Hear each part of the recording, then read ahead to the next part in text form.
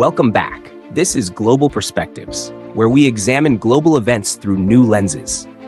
Imagine this.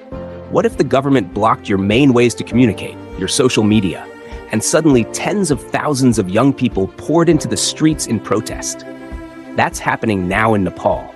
And today, we process it through the many perspectives that define this moment. Nepal has erupted in mass protests led by Gen Z youth, driven by frustration over corruption, inequality, and a recently imposed ban on more than 24 social media platforms. The movement escalated rapidly.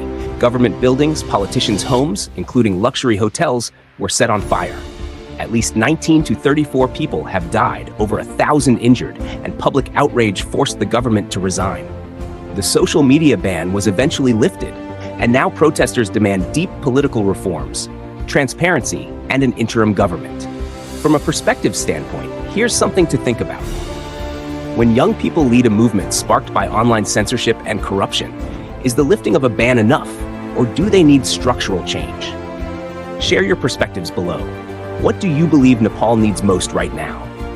At Global Perspectives, we see this not just as protest, but as a wake-up call. The digital age has given youth powerful tools to organize and demand accountability. But tools alone aren't enough. What follows must be institutional reform, clearer systems to check corruption, better representation, and governments that listen and act. Nepal's situation shows that real stability comes when leaders respond not just to crises, but to the day-to-day demands of fairness and integrity. So here's a final thought.